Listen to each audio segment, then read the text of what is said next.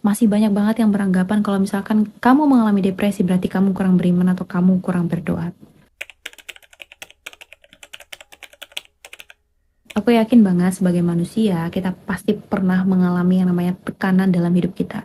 Tekanan yang banyak, baik secara financial, relationship, atau apapun yang bikin kamu ngerasa down, stress, bahkan depresi. Dan seringkali kita berusaha untuk menutupinya atau mengusahakannya dan menyimpannya sendirian. Tapi pernah nggak sih kalian ada di momen dimana kalian merasa bahwa butuh banget orang lain buat cerita? Dan kalian memilih untuk bercerita. Tapi ketika bercerita ke orang lain, responnya itu justru bikin kita makin down. Kayaknya kamu kurang beriman deh. Kayaknya kamu kurang berdoa deh. Kayaknya kamu doa aja deh lagi. Kamu kurang berdoa tuh. Jujur ngedengerin itu pasti sedih dan bikin kita makin down. Karena memang pada kenyataannya masih banyak orang yang berpikir kalau misalkan kamu adalah orang yang dekat dengan Tuhan, kamu rajin berdoa, kamu gak akan mengalami depresi. Padahal faktanya banyak orang yang sekarang mengalami depresi itu justru orang-orang yang desperately berdoa ke Tuhan, tersungkur kepada Tuhan di kamar tidurnya, di kamar doanya. Karena kita nggak tahu apa yang mereka alami, yang sungguh-sungguh mereka alami. Kita nggak pernah sungguh-sungguh tahu tentang perjuangan batin seseorang. Dan menganggap orang yang mengalami depresi itu sebagai orang yang kurang beriman adalah hal yang tidak benar. Depresi itu bukan berarti kurang beriman. Dulu aku pernah menjadi orang yang seperti itu, yang mengatakan hal itu kepada temanku karena aku merasa bahwa dengan aku berbicara seperti ini itu akan membuat dia semakin termotivasi untuk berdoa. Ternyata faktanya justru sebaliknya. Dia merasa semakin down, merasa semakin jatuh, dan merasa nggak didengarkan, dan merasa dihakimi. Orang-orang yang mengalami depresi dalam hidup mereka itu bukan karena mereka kurang iman, tapi karena mereka manusia. Karena kita manusia. Kita semua tahu bahwa manusia itu terbatas, baik kekuatannya, tenaganya, pikirannya itu semua terbatas. Dan wajar banget untuk kita mengalami yang namanya down, stres, bahkan depresi ketika diperhadapkan dengan masalah yang datang bertubi-tubi, apalagi di waktu yang bersamaan. Satu masalah belum selesai udah datang yang baru, baru selesai satu udah datang lagi yang lebih banyak, yang lebih besar lagi. Secara manusia wajar untuk kita mengalami down dan mengalami stres, depresi. Bukan karena kita kurang berdoa atau kurang beriman, dan bukan karena Tuhan kurang besar untuk melakukan sesuatu terhadap kita. Bahkan nabi besar dalam Alkitab pun mengalami yang namanya depresi, yaitu Nabi Elia. Kita tahu cerita Nabi Elia, nanti teman-teman bisa baca, kisahnya ada di Kitab Raja-Raja pasal 18 sampai 19 ketika Elia dikejar-kejar oleh Ratu Isabel dan diancam untuk dibinasakan atau dibunuh saat itu. Di situ diceritakan bahwa Nabi Elia itu pergi melarikan diri ke padang gurun. Dan di bawah pohon arar, dia bilang kepada Tuhan, dia memohon kepada Tuhan supaya nyawanya diambil. Dari perkataannya Elia aja kita bisa mengerti bahwasannya dia itu sedang mengalami yang namanya stres atau depresi. Bukan orang yang sedang berbahagia. Padahal Elia ini adalah nabi yang besar, nabi yang dipakai Tuhan besar. Bahkan dia baru saja mengalami kemenangan yang besar. Itulah kenapa Isabel mengancam dia untuk membinasakan dia. Tapi kita bisa lihat dari responnya Tuhan. Tuhan itu tahu bahwa Elia ini cuma manusia. Dia punya keterbatasan. Dia mengirim malaikat bukan untuk mengatakan kepada Elia, Elia kamu kurang berdoa ya, kamu kurang beriman deh, padahal kamu baru mengalami kemenangan yang besar. No, no. Tapi malaikat Tuhan itu justru memberikan Elia ini makan dan minum, nge-restore dulu tenaganya Elia secara fisik. Baru setelah itu, nanti pada akhirnya Tuhan bersuara kembali kepada dia dan menunjukkan bahwasannya masih ada banyak orang-orang di luar sana, nabi-nabi di luar sana, dan dia nggak sendirian. Orang yang mengalami depresi atau stres itu bukan karena mereka kurang iman, sekali lagi aku katakan. Tapi karena memang apa yang mereka rasakan berat. Apapun yang saat ini kamu hadapi, kalau kamu merasa bahwa itu adalah hal yang berat, maka itu berat dan itu valid. Walaupun ada orang yang bilang, kamu masalahnya baru gitu doang, aku lebih besar loh dari kamu. No, no, manusia itu punya kekuatan yang berbeda-beda. Apa yang bagiku mudah belum tentu mudah bagimu, dan apa yang mudah bagimu belum tentu mudah bagiku. Jadi kalau kamu merasa apa yang kamu hadapi sekarang itu berat dan itu bikin kamu down, wajar, karena memang itu berat.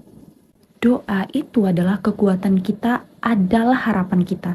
Doa itu memampukan kita untuk kembali berharap, bahkan saat tiada jalan.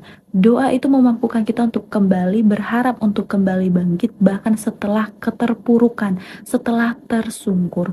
Bukan membuat kita menjadi orang yang kebal rohani, yang kebal rasa sakit. Menjadikan kita toxic positivity. Dalam artian, kalau kamu dekat dengan Tuhan, kamu gak akan depresi, kamu gak akan down. Itu salah. Sejujurnya aku senang banget kalau misalkan ada orang yang datang ke kita dan kita menyarankan mereka untuk berdoa. Bahkan jauh lebih baik lagi kalau kita bisa berdoa bersama-sama dengan mereka atau kita yang ngedoakan mereka. Tapi jangan sampai penyampaian kita itu dengan cara yang salah. Doa yang harusnya menjadi kekuatan itu berubah menjadi beban bagi mereka karena penyampaian kita yang salah. Jangan sampai orang lain mempertanyakan doa mereka yang selama ini hanya karena perkataan kita. Tuhan, selama ini aku udah berdoa, aku udah benar-benar meminta, aku benar-benar bersungguh-sungguh, tapi ternyata aku masih kurang berdoa, kurang gimana lagi? Jangan sampai doa yang tadinya satu-satunya jalan kekuatan bagi seseorang itu justru menjadi beban bagi dia. Pray should become our strength, not become our burden. Kalau misalkan kamu sekarang mengalami tekanan dalam hidupmu, jangan langsung berpikir atau ngejudge dirimu sendiri bahwasanya kamu itu tidak beriman atau kurang beriman atau kurang dekat dengan Tuhan. Kita mengalami hal itu karena kita manusia. Tahu nggak sih di dalam Alkitab diceritakan bahwa Tuhan Yesus pun ketika dia hendak disalibkan, dia berdoa ke Taman Getsemani waktu itu, dia mengalami tekanan yang cukup besar. Bahkan dalam doanya Tuhan bilang, Bapa, apabila cawan ini bisa dilalukan dariku, lalukanlah, tapi bukan kehendakku yang terjadi. Di situ kita bisa lihat bahwasannya Tuhan Yesus pun tuh mengalami tekanan karena saat itu dia adalah Tuhan 100%, tapi dalam wujud manusia juga 100%. So, Tuhan sendiri sudah mengalami itu lebih awal, lebih dulu daripada kita. Jadi kurang tepat kalau misalkan ketika ada orang yang datang cerita ke kita langsung kita hakimi dengan cara yang seperti itu. Coba bayangkan kalau saat itu ada orang yang datang atau mungkin murid-murid Tuhan datang kepada Tuhan dan bilang, Tuhan kamu kayaknya kurang berdoa deh.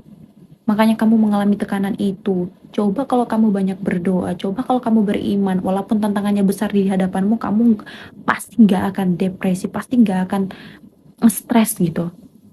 What? Nonsense dan tidak masuk akal. Stres itu, down itu menunjukkan ekspresi tubuhnya kita karena kita tuh masih hidup di dalam tubuh, kita itu masih hidup di dalam fisik dan itu bentuk dari apa ya, reaksi fisiknya kita. Kalau ada orang yang pengen cerita ke kamu dan kamu merasa nggak siap untuk dengerin, lebih baik kamu jujur dan bilang bahwasanya kamu belum siap buat dengerin orang lain untuk cerita daripada memberikan jawaban yang instan yang kamu rasa memotivasi tapi justru bikin orang merasa tersudutkan dan merasa makin jatuh. Atau kalau ada orang yang cerita ke kamu, lebih baik tanya, saat ini kamu lagi pengen didengerin aja atau kamu butuh saran? Supaya aku nggak salah kasih saran. Alangkah lebih baik kita tahu tujuan awalnya ketika dia mau cerita. Ada banyak orang yang ketika mereka cerita itu bukan karena mereka butuh saran, tapi karena mereka butuh didengerin atau disupport. Support doa, support dengerin. Ada juga yang memang pengen butuh saran, tapi alangkah baiknya pemilihan kata ataupun cara kita menyampaikan itu jangan menjadi penyesalan bagi orang lain karena sudah memilih bercerita sama kita.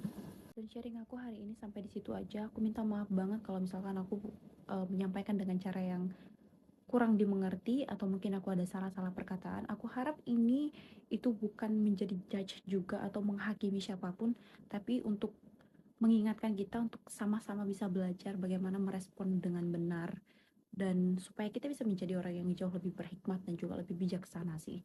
So that's all for today and thank you for coming to my gentle journal. Sejujurnya channel ini aku buat karena aku pengen bahwa semua pelajaran-pelajaran yang aku dapatkan itu bisa mengingatkan aku kembali di masa yang akan datang dalam bentuk video karena kadang bentuk video itu lebih terasa daripada tulisan gitu. Tapi kalau misalkan ini bisa menolong orang lain yang ada di luar sana, akan jauh lebih baik dan lebih bermanfaat lagi bagiku. So that's all for today. I love you girls, dimanapun kalian berada. And thank you so much for watching. See you girls and bye-bye. God loves you, so do I.